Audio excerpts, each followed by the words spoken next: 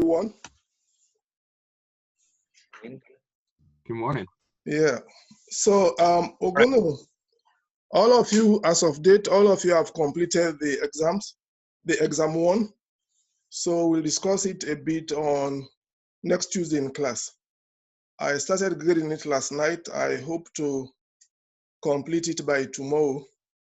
Then I will comment on it before the start of, at the start of class on Tuesday. You have the opportunity to go to the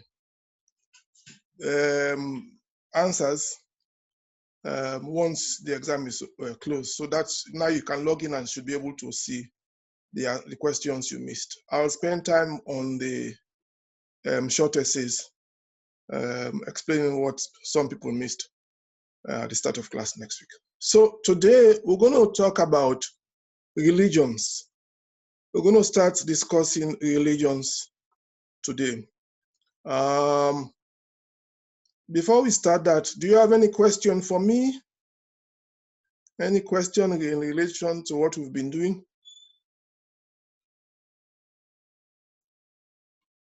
If there are no questions, let me get on to the slides for today's class.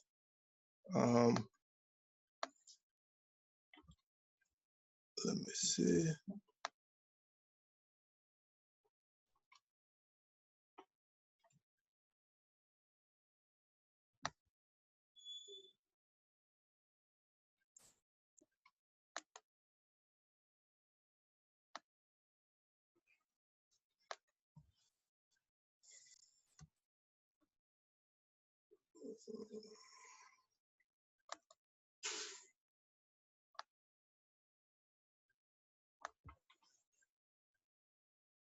Okay, my first question for you is, why do you think we study religions in human geography? Why not leave it to the theologians, those that do religious studies? Why as geographers, why do we study religions?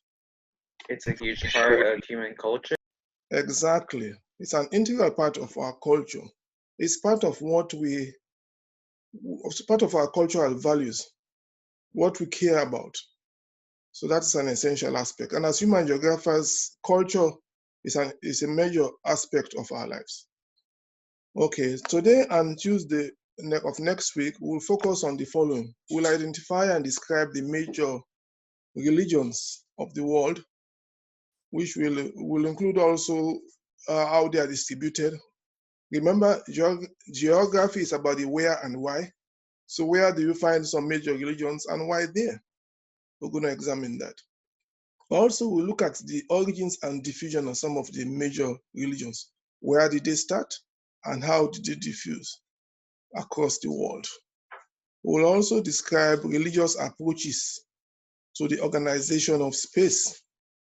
How do we organize space? It's part of the landscape is there, but we have buildings on the landscape, religious structures, which is like a physical anchor to the landscape. We talk about, we know some of them, churches, synagogues for Judaism, mosque for Muslims, etc., etc. Then we'll end up by talking about territorial conflicts. Why do they arise? Why do people fight each other based on religious issues? Is it just religious issues or is it also control of territories? We'll examine those issues.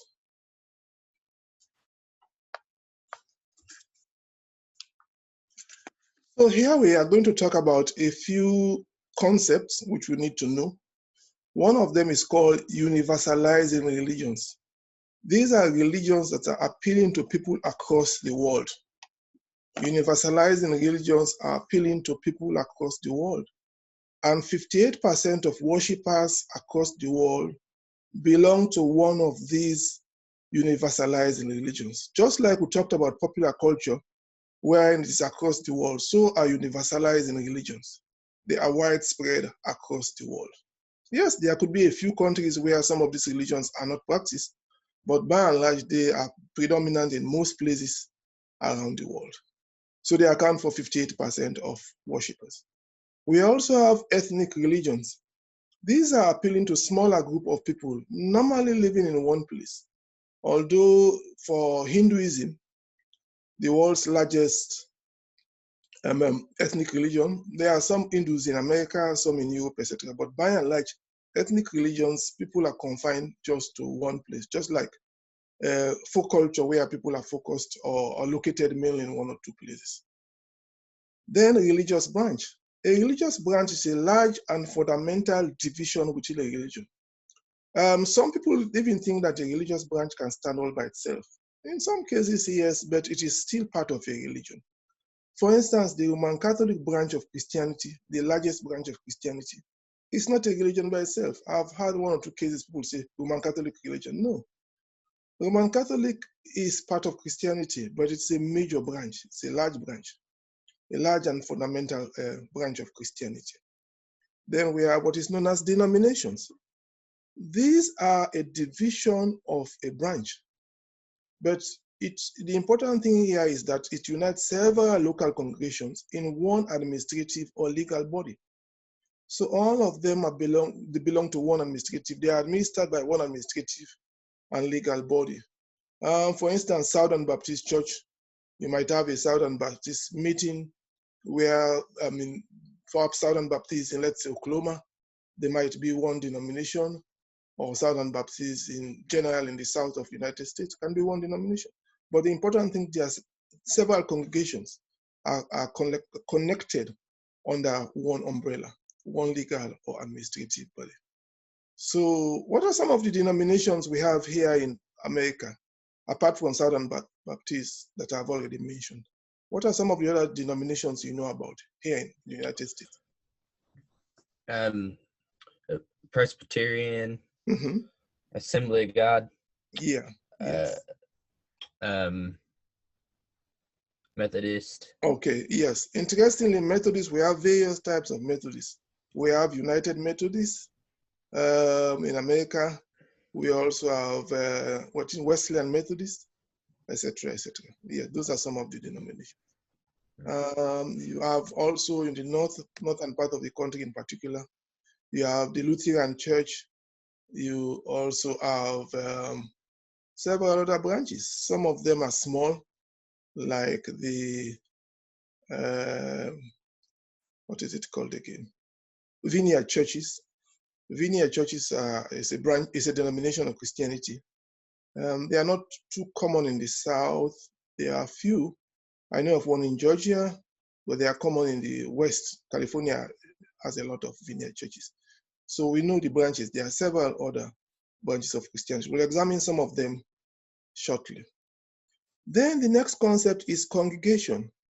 A congregation is a local assembly of worshippers. They gather together in one place to do prayers and to worship, prayers, singing, or meditation, whatever aspect of worshiping they want to do. The important thing about a congregation, they assemble in one place, and it's normally a local assembly.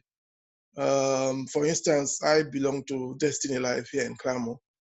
So congregation is when we meet at South Haven for service, or meet at the Owasso branch for service. We come together as one body. That's a congregation. People can go to a synagogue, can congregate there in a synagogue, let's say in New York City, and that's a congregation, but it's normally local. Okay. The next concept we need to know is a sect. A sect is a breakaway from a major denomination. A small group, but they decide to break away. Some of the edicts or some of the principles or elements or characteristics of that particular denomination might not be conducive to some people. Some people might think that some of these practices are really, really coercive or restrictive, etc. So they might decide to say, let's move and form our own branch, so our own denomination. So a sect is a breakaway.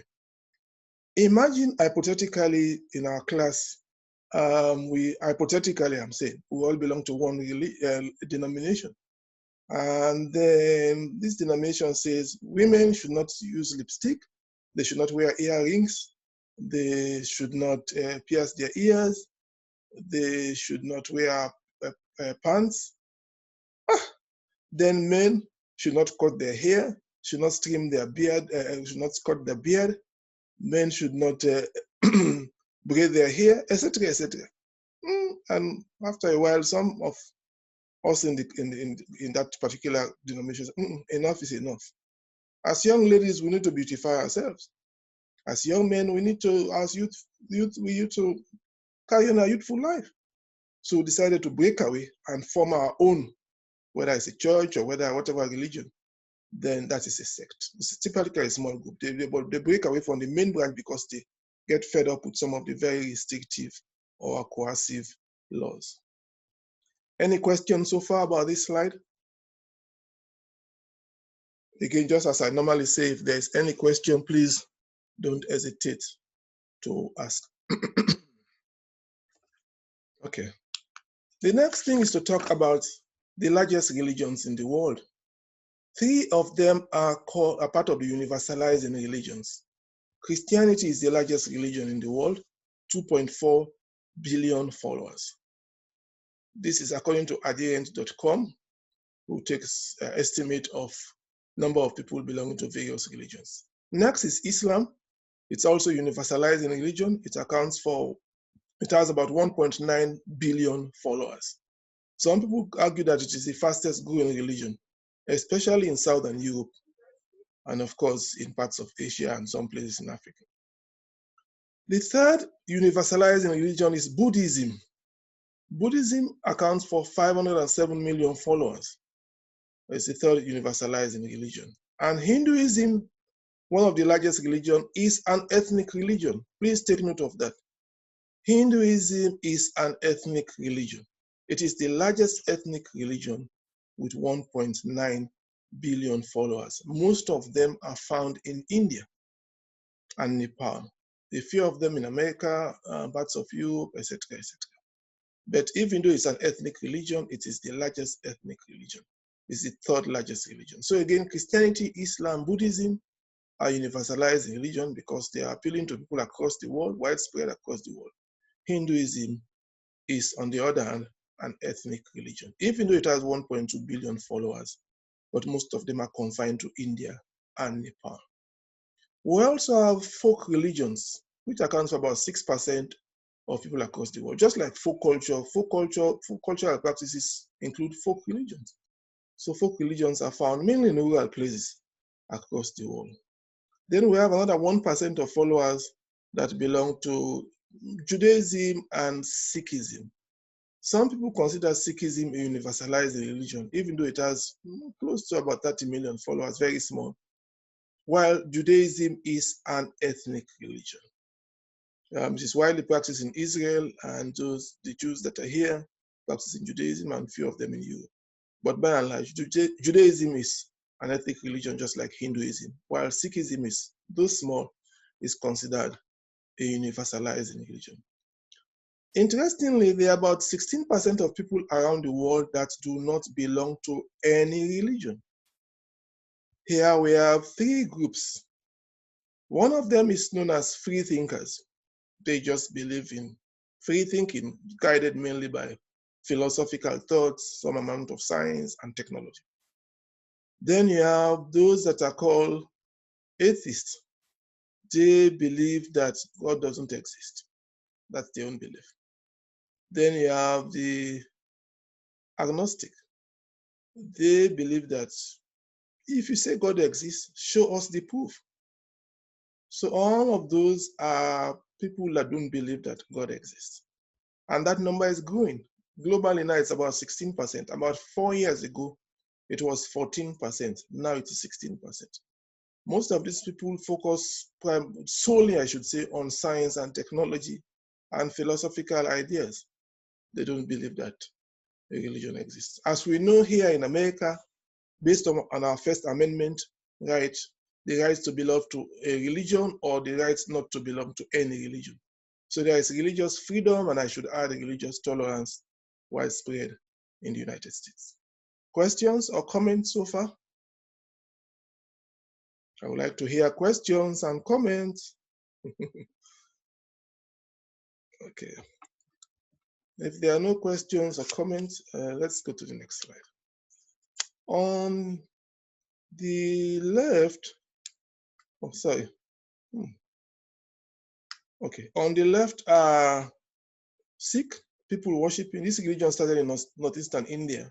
Notice they sit on the floor just like Muslims do, but it is different from Islam. Then on the right are the Baha'is. The Baha'is, it's a small group of people belong to the Baha'i faith. And one thing you need to note here also, the Baha'i faith is considered a universalized religion, or even though they have very small number of worshippers or believers, they are considered a universalized religion. Notice here that the Baha'is, the structure of the Baha'i is like a nonagon, nine-sided figure. That is part of their own practice to have all of their Baha'i temples in nine-sided figure, shaped in the form of nine-sided, constructed in a nine-sided way. So it will be interesting to find out why nine-sided. It might have some direct link with their own beliefs. So, but every Baha'i building is nine-sided. A population of about, is it 25 or 30 million followers, but they have followers in every world region in the world. This map shows the distribution of the major religions across the world. This shade of, is it beige or yellow? This is where Christianity is widespread. Then you have here, no clear whatnot, a mixture of Christianity and some other religions. Then the darker color here, a mixture of Christianity and other religion. Then, of course, the purple is Hinduism, widely spread in India and Nepal. The green is Islam. Notice Islam is mainly in North Africa and Southwest Asia. And of course, parts of Southeast Asia, especially Indonesia. Sorry, you have Judaism, found in America. Interestingly, it's not shown here as such. This map is a little bit, I don't like it set in a bit. Anyway, Judaism is found here and also in Israel. It's so small to see here. Okay. Then we have Buddhism. Interestingly, even though Buddhism is practiced not only in Southeast Asia, it is practiced in China also. The amount of Buddhists in China is relatively low. So this cartographer decides to label China as unaffiliated. I would argue that there are some Buddhists in China, or even though it is not in the majority, but there are some Buddhists in China. So I might question this map if I'm called upon to review parts of this textbook before the next edition is out. Next, I might question this map. Okay.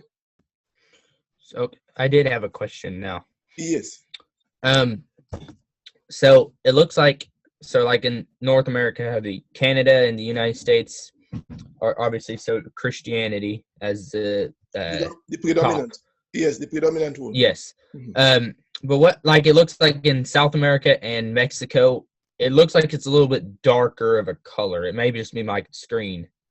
But there's not one for the darker color, so I'm just curious what that Yes, means. I think it might have been a little bit of error there, because as we know, Christianity is dominant in Roman Catholicism is dominant, of course, a major branch of Christianity. It's dominant in Latin America.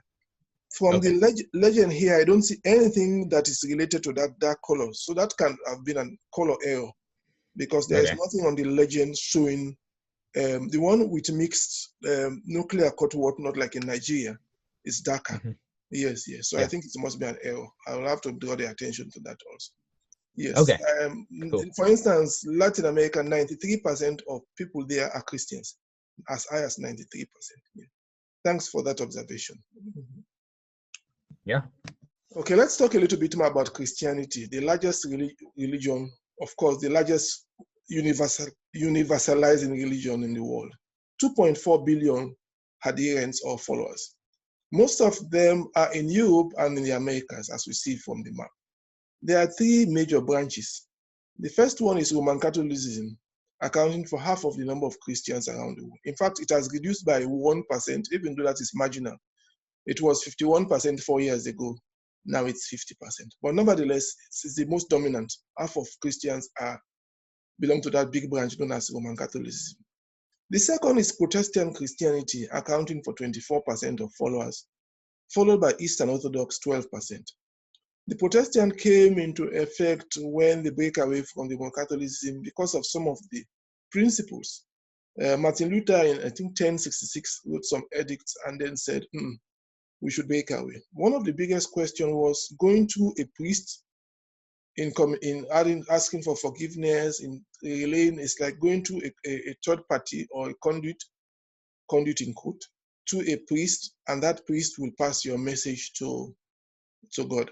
So those people questioned that. They decided to break away because they felt that somebody should be able to communicate directly with God. Yes, you have priests, you have pastors, etc., to lead you, but if you're trying to pray, you should have that direct link with God. So that was one of many other things that led to the breaking away of the church, leading to the formation of the Protestant Christianity and also the Eastern Orthodox Christianity. Then later on, another branch of Christianity, another denomination, of Christianity emerged when the King of England, Henry VIII, wanted to divorce. And the Roman Catholic Church is against divorce.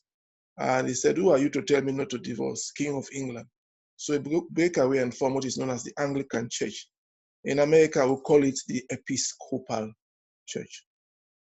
Then those three major branches account for 86%. Then we have several other smaller branches of Christianity that make up the 14%.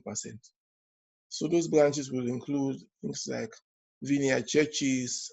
In some parts of Africa, they have celestial churches, Seventh-day Adventist, which some people question whether it's part of Christianity, but they feel that they are part of Christianity. Mormons, Church of Jesus Christ of Latter-day Saints, what else? Jehovah's Witnesses, all of those are branches that are within that 14% across the world. Any question? Do you know of any other branch that is not a major branch, that is not part of Protestant, those smaller branches? Do you know of anyone? Apart from the ones that I have named?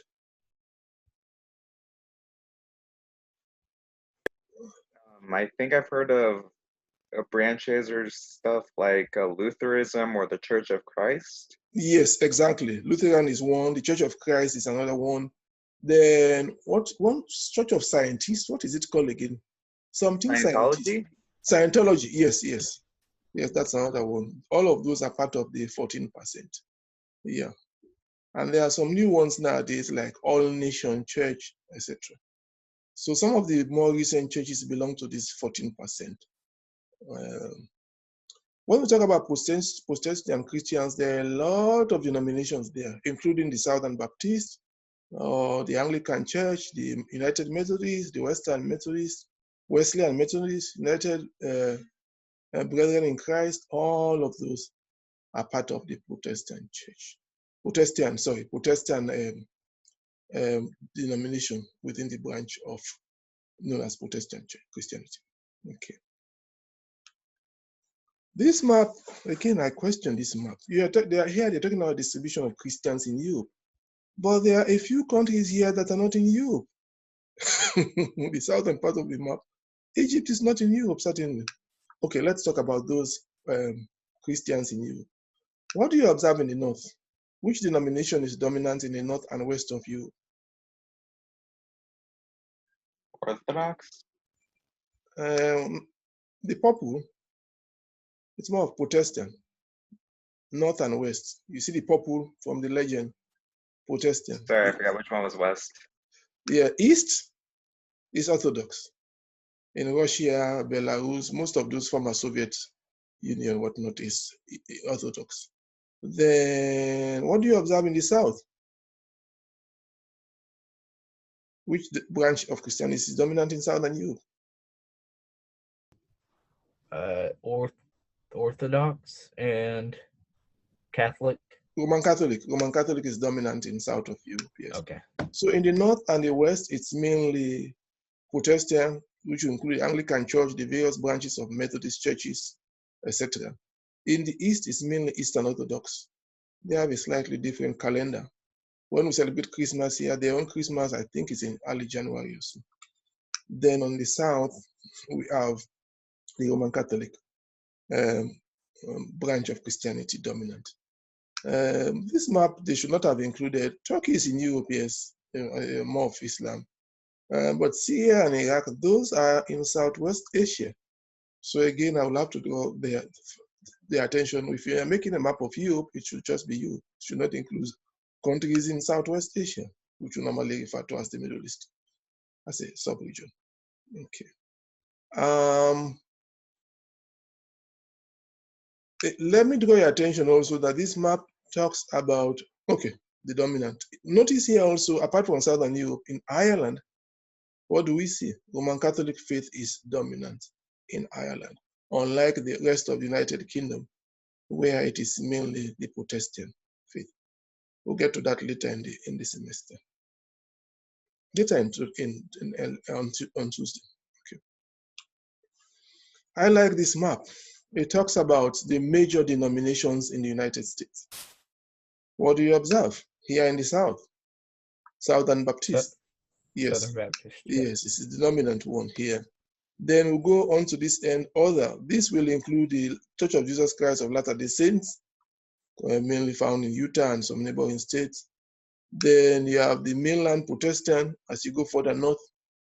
Mainland Protestant will include the Methodist churches, the Episcopal churches, etc. Then you have the Church of Christ, found mainly in the Midwest and in the North, the small shade of dark brown. Then you have Roman Catholic churches, the Roman Catholic branch in the Northeast. It's all over, almost everywhere, but it's found mainly in the Northeast and in the West. Okay, a question for the class.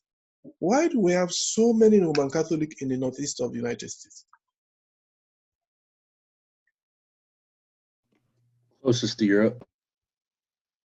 Yes, it has some link with Europe. What is it? Or what is it? Or what was it? Let me give you a hint. What was it? What happened? Why resulting in so many Roman Catholic in Northeastern United States? A good number of the founding fathers came from Ireland and later from Germany. The first ones that came in this New England area were mainly from England, especially from Britain, mainly from Ireland. So you remember when you travel with your religion. So and you don't normally change your religion. That's why we have a large number of people in this New England area of the Northeast that are Roman Catholic. What about the Southwest? Why do you have a large number of Roman Catholic in California in particular?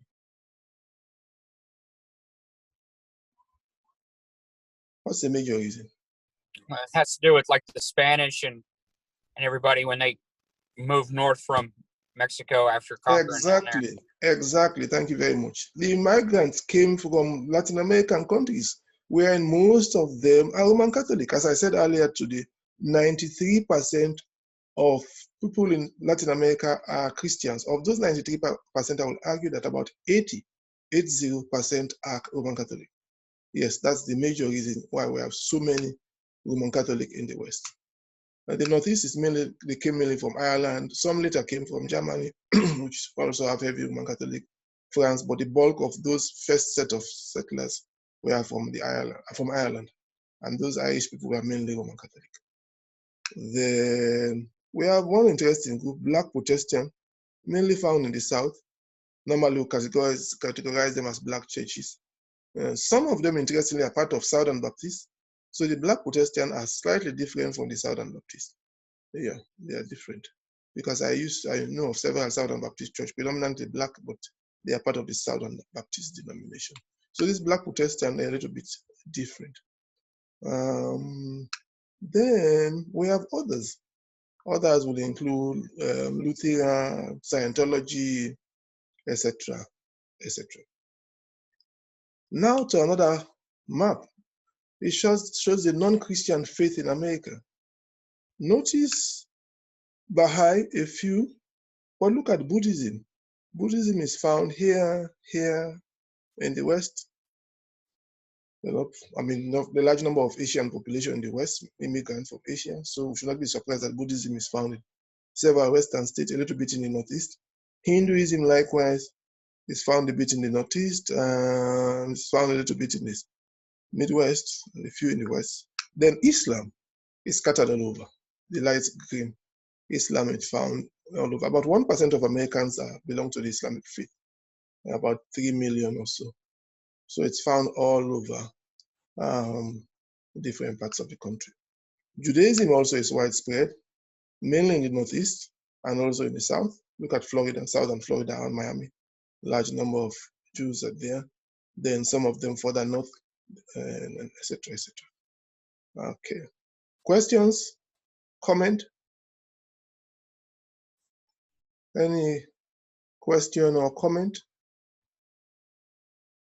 Now, this map is not in your textbook, but I like this map. This map shows the real Bible Belt of the United States. Notice it is mainly in the South. It includes Oklahoma, Texas, Arkansas, Louisiana, Mississippi, Alabama, Tennessee, Georgia, South and North Carolina, etc. When we say the Bible Belt, we are really referring to the true Bible Belt. Most of us here are Christians. Most of us are practicing Christians. If you go to the Northwest and the South and the Northeast, very, very few practicing Christians. In talking about the Bible Belt, let me say a few words here. The Bible Belt here is not just practicing Christianity in America. There are several missionary activities around the world. My church alone has activities in about 4 countries. Destiny Life. We have mission in Haiti, in the Caribbean. We have mission in Uganda. We have mission in Mongolia, just north of, north of China. I think we have 1 more mission. So the Bible Belt have several missionaries around the world. In fact, when I first got this job at RSU, I called one of my female pastor and friend in Africa, and I told her that I've got a job in Oklahoma. I'm relocating to Oklahoma. So I was trying to explain to her how to put context to explain to her. I was trying to tell her Oklahoma is just north of Texas because Texas is well known. Then she told me, oh, I first heard of Oklahoma in 1975 when I was in Liberia, a neighboring country to Sierra Leone. And 2 missionaries came from Oklahoma way back in 1975. They went to Liberia and West Africa. So when we talk about the Bible Belts, the missionary work is extensive across the world. You know, when I had the first 3 months here, several people asked me, are you from Ghana? Are you from Ivory Coast? Are you from Kenya? We have missionaries there. Our pastor is just back from Kenya. He's just back from Northern Ghana. So many missionary work. Early June, several people leave before COVID. Several people leave on the 1st and 2nd of June to fly out to various countries on missionary work. I used to meet them at the Tulsa airport and also Dallas Fort Worth when I was going to read advanced placement human geography papers in Cincinnati. And I'll meet them. 3 years ago, I met an 80-year-old in Texas. He was so excited. They were going to Mexico on missionary work. That man, that part was so happy. You know. So when we say the Bible Belts, it is not just practicing Christianity here. It's also trying to spread Christianity around the world, and not just spreading Christianity, helping in some small-scale development projects, making small water wells, providing food for some, medical help for some, etc., etc. So this part of the country is really the true Bible Belt. Questions or comment? Does any of you have link with relatives or friends that have been involved or are planning to go on missionary work somewhere? Well, I don't have relatives that do. Actually, I think I do. I think I do know one guy who goes to the Philippines. But some people at my church go, like my pastor likes to go to France. And then our youth leader, she likes to go to Africa. Okay. And I've tried to go a couple places and then COVID hit. But anyway, so that's a couple places. Okay, thank you. Yes, mission work is big in this part of the country. Yeah. My parents have done extensive missionary work in Honduras, Costa Rica, Puerto Rico, the Philippines. They go at least once a year, sometimes twice a year. That's amazing. That's extraordinary. Yeah. So do they speak a little bit of Spanish, or do they use interpreters, or? They actually, my father has learned quite a bit of Spanish. He's actually pretty fluent over the years now. Okay. They're both leaders within the church. My mom actually works for the pastor's secretary, and my dad's on the trustee board. But they've gone to enough missionary trips that they've learned, basic Spanish and, everyday Spanish to by being immersed in the culture. Yes, that's marvelous. Yeah, thanks for sharing that. Now let's take a look at this clip. This clip is about live streaming of churches. It started to grow, but perhaps live streaming has increased so much during the COVID pandemic. So let's watch. It will take a few seconds to load. Let's watch this interesting clip.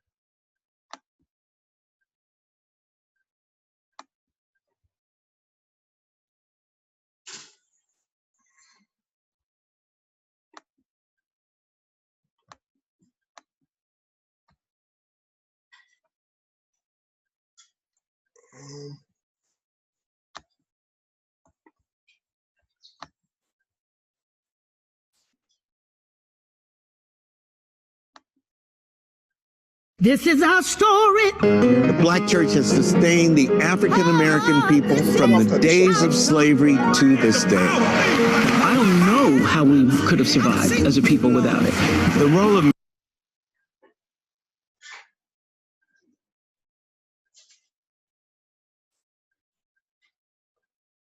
What happened here?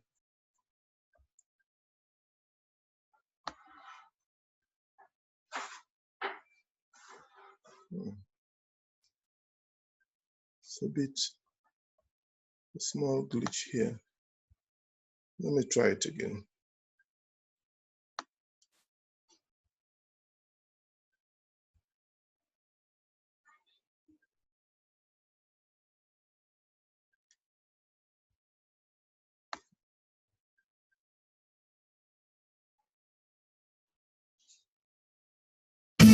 Welcome to the Seaside Hotel.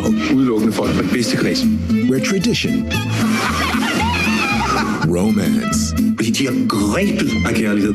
rendezvous, Hvordan er det at bade helt uden tøj? Det er vidunderligt. scandals, Det er et anstændigt sted, det her. and scuffles are all included at no extra charge. Seaside Hotel, available with PBS Passport, now streaming.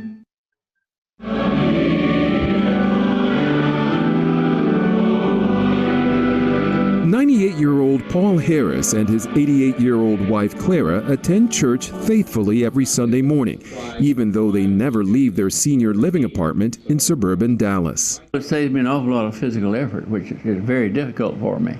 My legs don't work well, so it's just better for me to stay home. Now, instead of packing his walker into their car and driving to church, Paul and Clara take a few steps to their second bedroom, and it becomes their sanctuary after a few taps on the keyboard and clicks of a mouse. It has a place to say, who you are and how many people are watching with you, and ask if you're a member or a visitor, and then it just gets you in. The Harrises are longtime members at Highland Park United Methodist Church in Dallas. And for the last several years, technology has made it easier for the aging couple to worship with live streaming. We're not technology adept, but no, I don't think we bothered about it. We already had a computer and knew a little bit about that.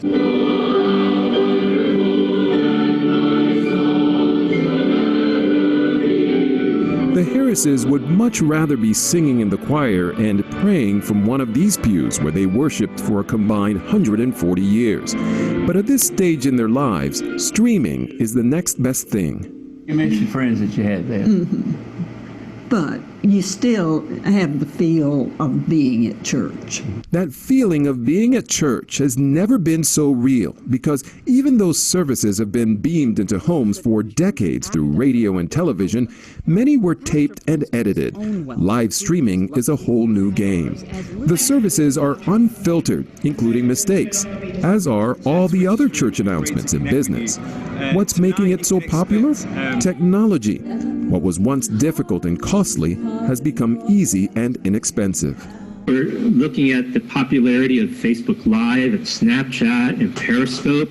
So churches want to be there where they can reach people. DJ Chong is a consultant and leading expert on social media, the internet, and the church. We interviewed him from his home in California via Skype. Back in 2007, I identified 5 churches that were doing church services online, and that grew to 105 in the span of 5 years. And the list keeps growing. Some churches put an iPhone on a tripod. Others, like the church in Dallas, have more sophisticated equipment, cameras, computers, and consoles. And they aren't just streaming to seniors who have difficulty showing up in person. Their audience also includes people who travel, like Dell and Cammie Wynn Williams. They were vacationing with their 2 daughters in Israel one Christmas Eve and wanted to go to church. Streaming gave them the option of attending in person in Israel or worshiping live with their church back home. Our younger daughter and I decided that we would go to the 11:30 service at a Scottish church down the hill from the King David Hotel where we're staying. We were some of the only Christians actually staying in the hotel at the time. And we wanted to be respectful of our environment. And so we closed ourselves off in the business office and snuck to watch our Christian service back here. And it seems live streaming is also becoming more mainstream for a lot of people with busy lives, like Paul and Jennifer Duramo, 2 medical doctors who work long hours and many weekends. They logged on during a recent medical mission trip to Peru, and more frequently while working their shifts at separate hospitals in the Dallas area. We feel very blessed that we have the opportunity to be able to keep up with a church family and be a member of a church body and be a fully participating member, even with the schedule that we have. This new technology is opening a lot of doors, but church leaders are grappling with some important issues as they try to duplicate the worship experience online. For example, how do you handle communion? And what do you say to someone who wants to join the church but has no intention of ever showing up in person? These are just a few of the hurdles Reverend Paul Rasmussen, senior minister at Highland Park United Methodist Church, has faced from the more traditional thinking church leaders and parishioners who have been slow to fully embrace this new way to worship. Communion, where we're going to participate in the body and blood, and the liturgical act of consecrating elements of bread and wine or juice, and then sharing those physically. How do you do that with somebody that's watching with you online from Seattle or Austin or China? We really haven't solved that problem yet. He has floated the idea of self-service communion, but ran into heavy criticism from those who fear it would violate the integrity of the sacrament. There are also serious questions about church membership. When people seek to join, they promise to support the church with their prayers, gifts, service, and presence. How do you honor your presence and even your service, really, if you're far away? What does that mean? When we came up with those standards, we were not ever anticipating the day when people would be participating with us with their presence behind a computer terminal. But it seems the benefits outweigh the challenges. At a time when statistics show church attendance shrinking, ministers see this technology as a way to not only better serve their members, but also reach a new and wider audience. People from all over the world are now able to attend the Church of England by live streaming because of a 1-year project with Twitch UK. Officials say hundreds show up every week. One Sunday, there was a huge spike in traffic with 3,000 people participating across 3 worship services. And those people from all over the world are able to engage in these virtual services in meaningful ways. It's not just a passive experience. Both in the U.S. and across the pond, they're finding creative ways to get online members more connected. Churches that do online services will have a chat room on the side or note-taking functions. There's even one church in South Carolina that will allow you to light a virtual candle by clicking on a button to make the worship experience more interactive and participatory. This new technology might break away from tradition, but Pastor Rasmussen says the early data is encouraging. People can engage in dialogue and real-time discussion of the sermon far easier online than they can even in-house. Parishioners can then immediately share what inspires them with friends on social media, creating a ripple effect far beyond the actual service. Like anything new, there are growing pains, and live streaming church isn't a replacement for four walls and in-person fellowship, at least for now. It is, however, filling a void in more ways than one for parishioners who are unable to attend church in person. I think long term, we'd like to be able to go to church and be active in as many small groups as possible. And I think for right now, at least, in the last 3 years, just being able to stream online and being able to participate online has given us a place in the church, but that we can grow from. Yeah. And for seniors like the Harrises, it's a lifeline to the spiritual enrichment they have treasured for decades. Streaming by far beats nothing. Mm-hmm. Not going at all, not having anything. Now I can sit here and stay with my church. For Religion and Ethics News Weekly, I'm Dan Lothian in Dallas. Okay. Any comment?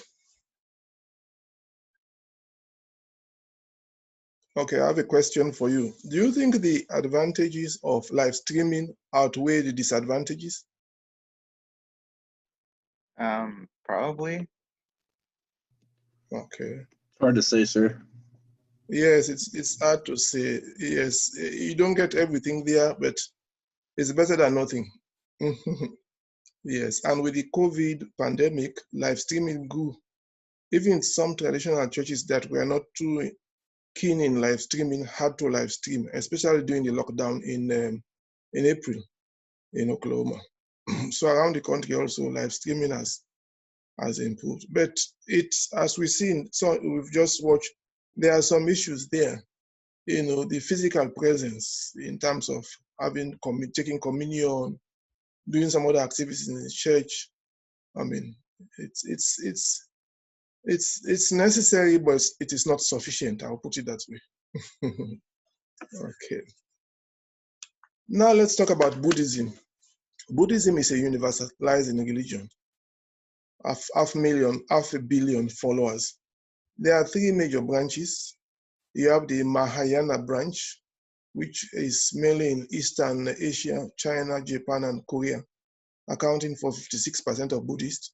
Then you have the Theravada branch, mainly found in Southeast Asia, like places like Cambodia, Thailand, amongst others, Myanmar. Then we have the Vajrayana, a very small group which is found in Tibet, which is west of China, and Mongolia, which is just north of China. So to take a better view as to where these three major branches of Christianity are located, let's look at the map. So what do we see here? Mongolia and Western China, Tibet and Mongolia, we have the Vajrayana, just 6%. Then the Mahayana, mainly found in Japan, the Koreas, and China, accounting for 56% of all Buddhists. That's the largest branch, the Mahayana. Then you have the Theravada, mainly found in Southeast Asia, places like Myanmar, Laos, Thailand, Vietnam, and Cambodia.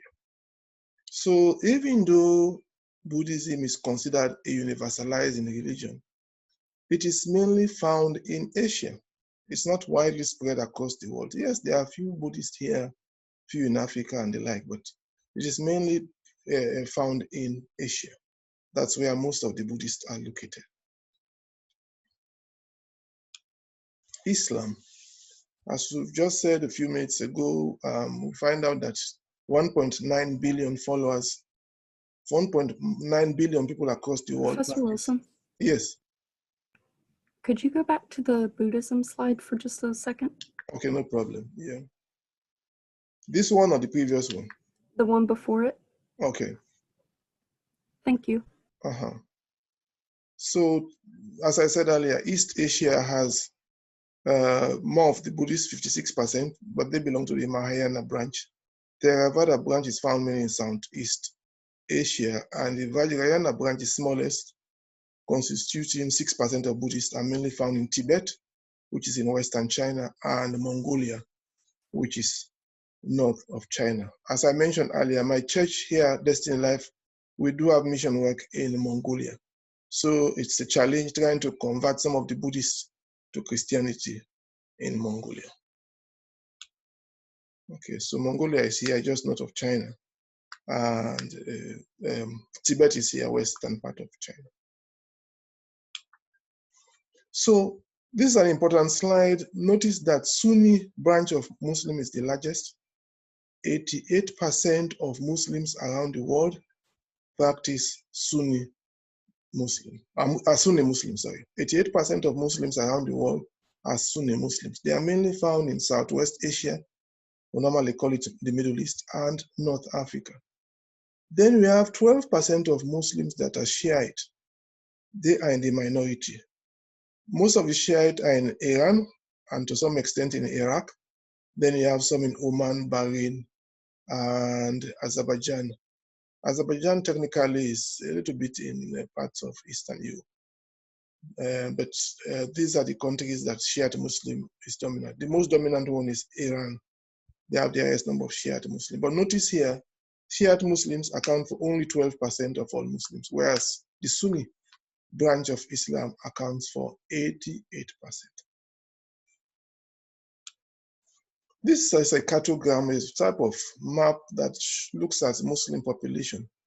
Over 100 million, when you add the Muslims in Pakistan, India, which has 20% Muslim, or close to 20%, about 18% Muslim, Pakistan, India, and Bangladesh, all three put together, you have little over 100 million Muslims. The same for Indonesia. About 95% of people in Indonesia are Muslim. And Indonesia's population is it close to 200 million? So little over 100, more than 100 million of them are Muslims in Indonesia. Then that's the largest cohort. You have smaller ones, 50 to 99 million in Nigeria, in Iran, in Turkey. Then you have those that are less than 50 million followers in a number of African countries and some other smaller countries in Central Asia. Any question about this cartogram? When I was in Michigan, the church I used to attend, we had missionaries that, I think I shared it with the class a few weeks back. We had missionaries from the church, Langsing Vineyard, Capital City Vineyard Church. We had some missionaries that were about to go to Indonesia. And they had issues with visa the first time they were given, they were rejected, and then they had to try again. And then they went for 2 years. And that is a tall order, trying to convert a country with 95% Muslims and to convert some of them to Christianity. Nevertheless, they have been successful in converting some of the people in Indonesia. Some of the Indonesians have been converted to Christianity. My current church here, Destiny Life, have links with Pakistan. In fact, the pastor from Pakistan was here about 3 years ago. He preached here in the Claremont branch, the Claremont church, his life is at risk in Pakistan. Nevertheless, he has been able to win about 2,000 converts over the past 3 years. In a country where Islam is not only dominant, but you have some extremists, and it's always a challenge. But he has been doing a reasonably good job. I was in church that Sunday. I don't go to church every Sunday, but I do go at least twice a month. And I was lucky to have been in church because his sermon was very similar to how pastors preach in Africa. So it was different from how our campus pastor preaches here, but so much vigor. I mean, he had to remove his coat because he was sweating. So it was interesting. But and we do send, the church here do send money supporting the mission, a new mission, I should say, in Pakistan. Interestingly, the Islamic faith doesn't have denominations per se. One could call them denominations, but they are mainly ideological differences. These various branches are like their theological ideology. How do they preach and the like? What are some of their essential tenets? Unlike Christianity, where you have clear-cut denominations like Episcopal, Lutheran, etc., etc. And for Muslims, it's more of the ideology. So for Sunni Muslims, you have like about 4 major ideology. You have the Hanifi, which is mainly dominant in Central Asia. You have the Hanbali ideology, which is mainly found in Saudi Arabia. Then you have the Maliki ideology, mainly found in North Africa, and the Shafi'i ideology, which is found mainly in Ethiopia and Somalia. Then you have the Ibadi, which is found here in Kuwait and the like. So then for the Shiite, you have Ismaili, which is here and here. You have Jamfari, mainly in Iran. Then you have Zedi, found in a few places, and then you have others. So these are like ideology or sub-ideology of Sunni and Shiite branches, but they are not clear-cut denomination. For some of these, women will have to cover their part of their head, and for some of these other ideology, women will have to cover their entire head and their eyes. I mean, some of them you can only see their eyes. Some of them is complete cover. Some of them like to wear black. You don't even see their eyes. So these various ideology may have something that is unique based on that particular ideology. Any question or comment?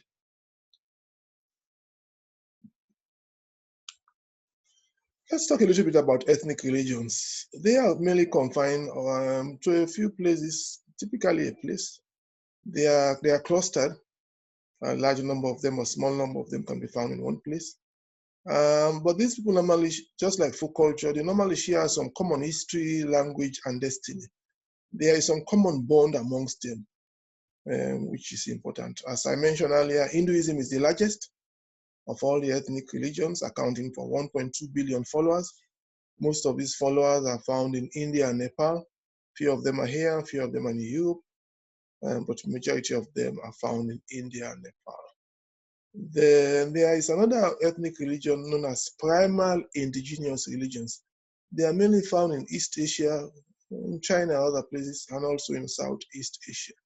One example is shamanism.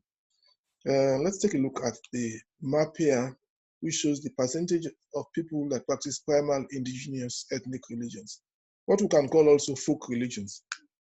We see here in North Korea about 12%, in Taiwan, large number, 44%, in China about 22%, Vietnam also is large, 44% of them practice it, Laos about a third, 30%, Nepal just 4.1%.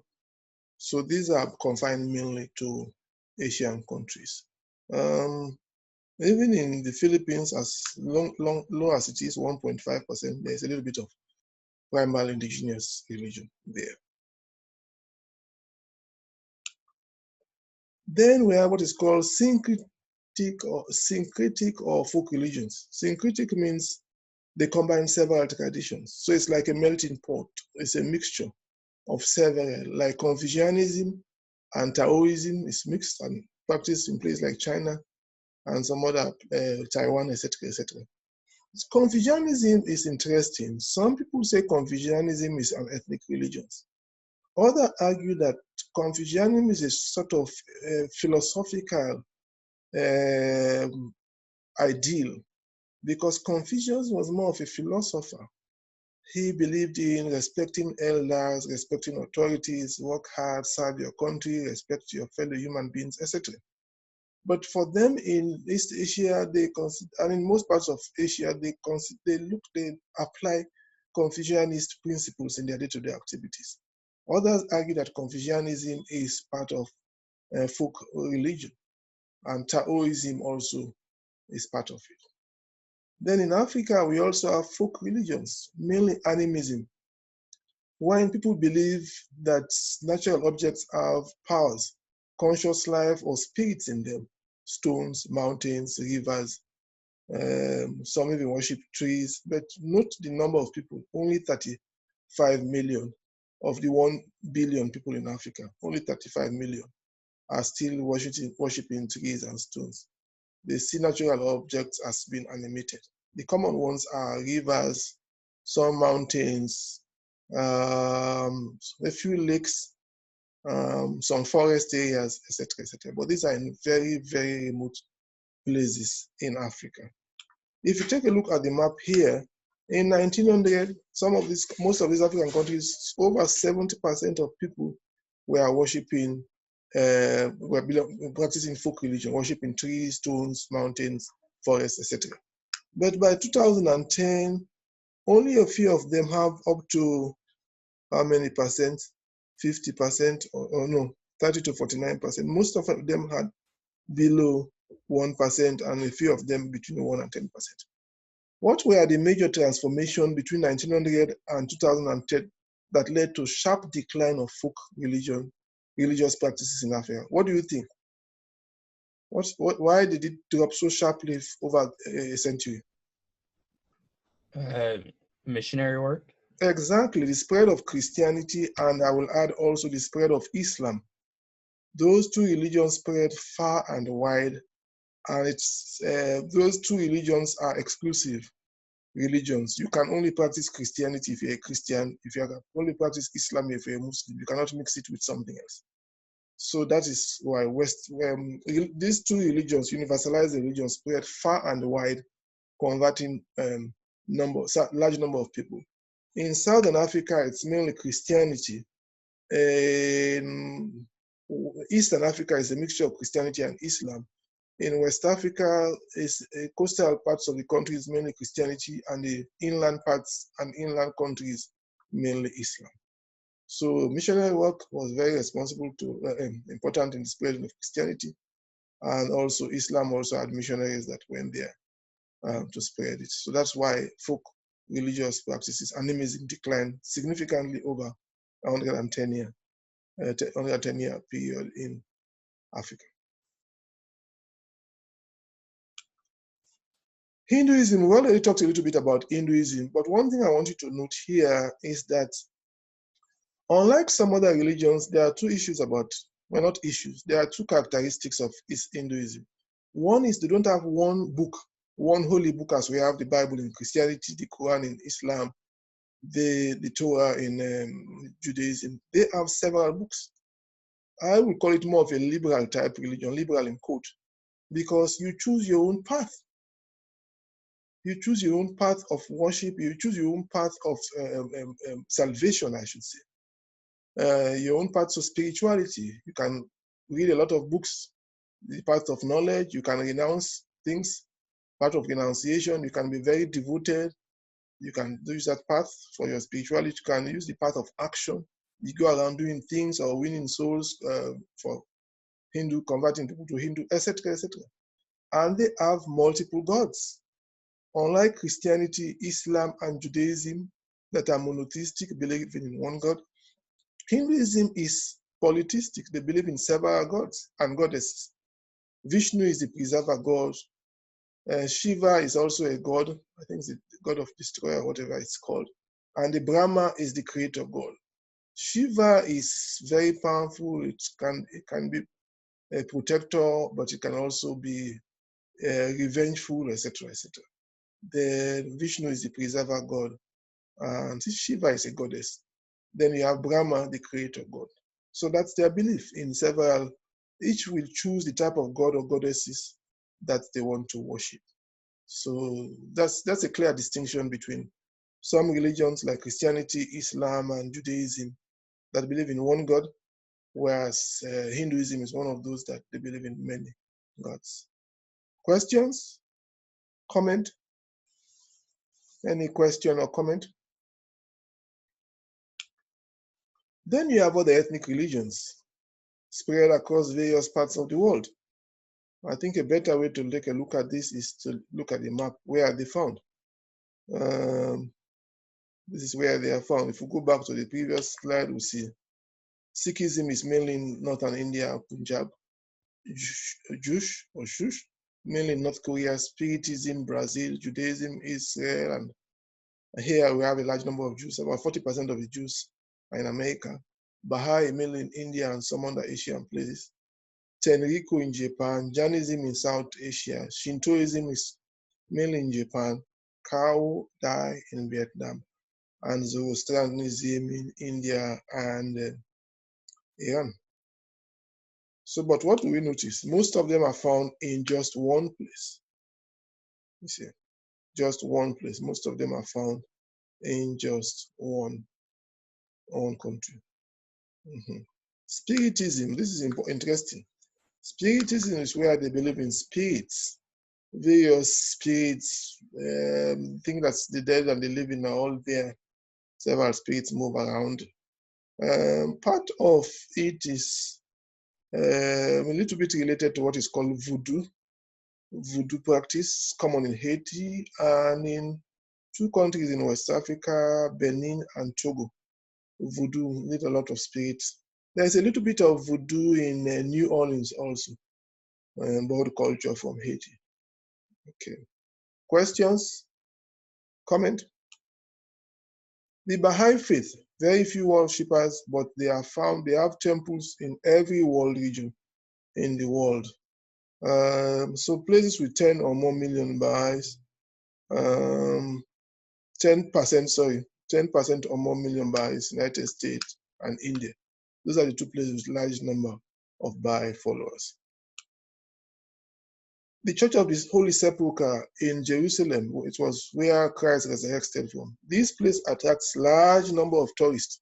Before COVID, millions of people go there every year just to see where Christ resurrected from. This is a very important building, a structure, I should say, in Jerusalem, and it's also important for the Christian faith. Church of the Holy Sepulchre in Jerusalem. 5 pillars of Islam. These are the 5 essential tenets of the Islamic faith. 1, they believe there is no other God but one God which they worship. That is part of their Shahada. There is only one God, no other God but one God which they worship. Then they have Salat. They should pray 5 times a day facing Makkah. Makkah is in the east. That was where the religion started, where Prophet Muhammad started the Islamic faith. They should pray 5 times again. Typically, the first prayer is as early as, is it 5:45 in the morning, 5:45 a.m.? Then you should pray midday, I think 2 o'clock, 4 o'clock, and 7:45 or so. 5 times a day. In most Islamic countries, they use microphone to call people to prayer. So it is really loud. When I was in Africa, even though we do have Christians, but we also have a reasonable number of Muslims, they used to call that 5:30, 5:45 prayers, loud microphone, saying Allah Akbar, and that used to wake us up. My brother went to Turkey with students from Wisconsin about in 2015 or so, and he said those mornings were tough for them. When, Turkey is half of Turkey, most part of Turkey, Turkish people are mainly Muslims. When they call to prayer, you can hear like 20 microphones, Allah, Allah, Allah, all echoing, and some of the American students were counting their days. Their 3 weeks was too long to get back to the United States because they got fed up with that early morning call to prayer because it was just too much in terms of several mosques billowing loudly, Allah Akbar, calling people to prayer. But that's their culture, that's their practice. Then you have the zakat, which is giving alms to the poor, charity to the poor in the form of goods, food, clothing, at times money. They have to give that charity because they say it's a form of purification. They have to help the poor. Some will go directly to the imam, the head of the mosque, and give the charity.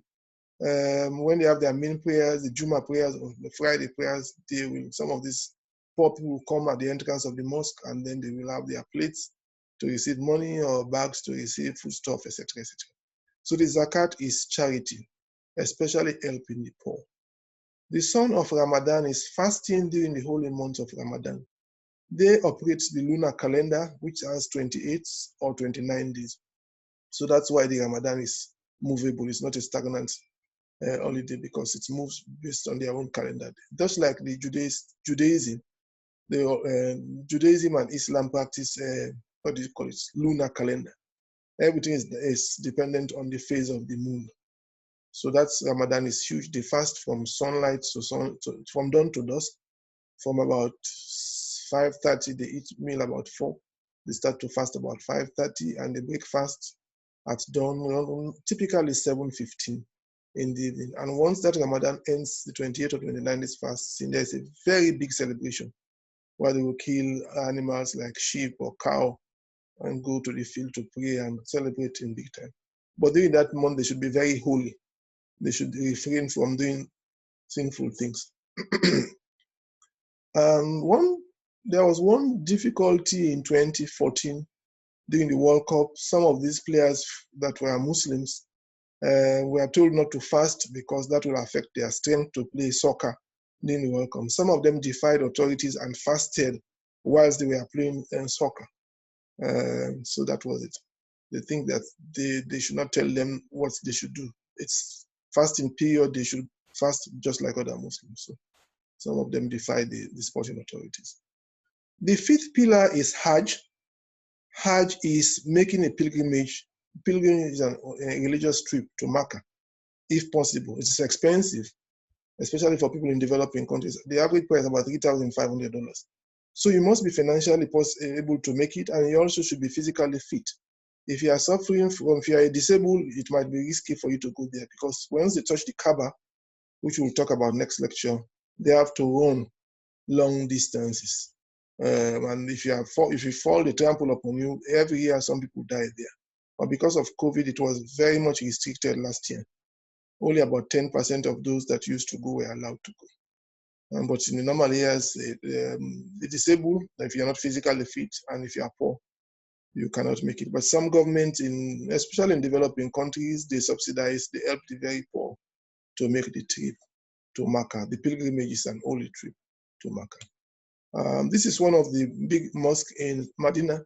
The Prophet started in Mecca, then he was persecuted, he moved to Medina and spread Islam, and then came later to Mecca. But Mecca is considered the city where the religion started. This is the largest mosque in Saudi Arabia, perhaps the largest in the world, is the Masjid Al-Haram Mosque. This is where, when they go to the pilgrimage to Mecca, this is the Hajj, the stone that they will touch. It has some sacred, it's like a sacred shrine. This mosque is huge. This was, I think, a Mecca pilgrimage, the Hajj. Look at people, these are all people. So this is the largest mosque. I think, what else? We'll pick it up from here on Tuesday in class. The snow is gone, the ice is gone, the roads are yet to be clean, at least in my own area. Any question for me or comment? If there are no questions, I will see you on Tuesday in class. Okay, stay safe and stay warm. Again, if you still have a question, don't hesitate to email me. I'll try to complete the grading of your essay portion of your exam so you can see your grade by tomorrow. Okay, guys. Bye, everyone. Bye. Bye. Have a good weekend. You too. Thanks. Bye.